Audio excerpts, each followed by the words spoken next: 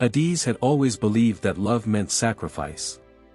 When she married Chinedu, she thought they would build a life together, one filled with laughter, children, and a home they could call their own. Chinedu was charming and ambitious. He spoke of big dreams and promised Adaeze that one day they would live comfortably and never struggle again. For years, Adaeze stood by him through every hardship. She sold vegetables in the market, saved every naira she could, and supported him when his business failed. Even when others warned her that Chinedu cared more about himself than his family, she refused to believe it. "He is my husband," she would say. "Whatever happens, we face it together."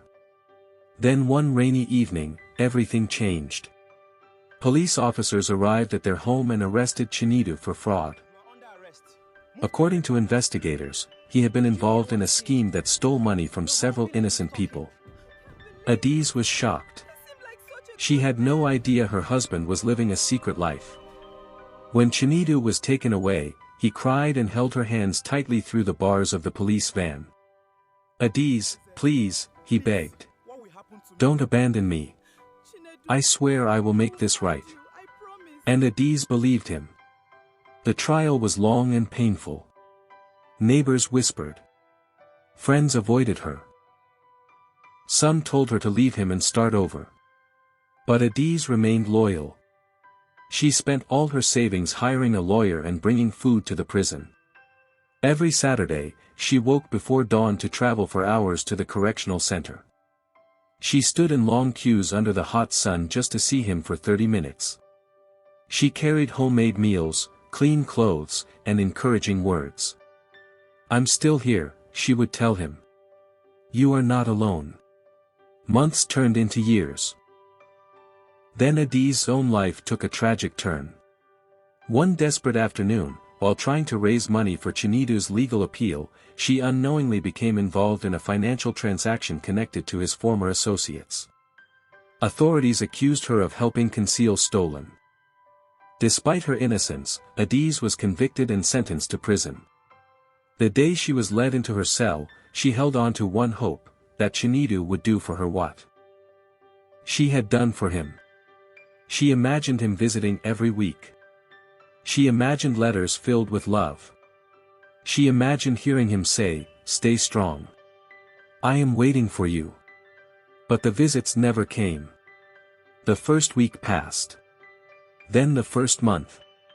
Then 6 months. Every time footsteps approached the visitor's room, Adaeze lifted her head with hope. Every time, it was someone else. Other inmates received husbands, children, and friends. Adaeze received silence. She wrote letters. "My husband, I need to hear from you." No response. She asked relatives about him. "He says he is busy." Busy. That single word cut deeper than any prison sentence. The man for whom she had sacrificed her reputation, her savings, and ultimately her freedom could not spare even one visit. One night, sitting alone on her bunk, Adaeze finally accepted the truth she had avoided for years. She had loved a man who only loved what she could do for him.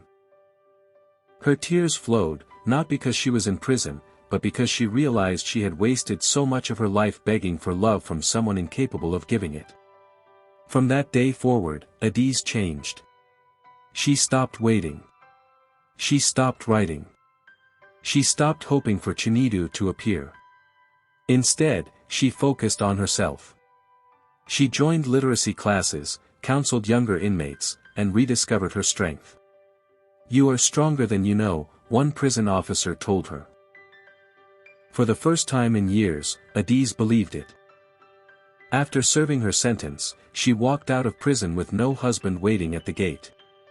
But she was no longer heartbroken. She was free in every sense of the word. Months later, Chinedu called unexpectedly. "I miss you," he said. Adaeze listened quietly, then replied with calm certainty. "When you were in prison, I was there for you every single week. When I needed you most, you never came even once. I went to prison for your mistakes, and your silence told me everything I needed to know." She hung up and never looked back. Adaeze used the little money she had to start a small tailoring business. Over time, it grew into a thriving shop. She became known not for her husband's crimes, but for her resilience and kindness. People often asked how she found the strength to begin again. She would smile and say, "Sometimes prison doesn't have bars. Sometimes it is loving someone who does not love you back. The day I stopped waiting for him was the day I became truly free."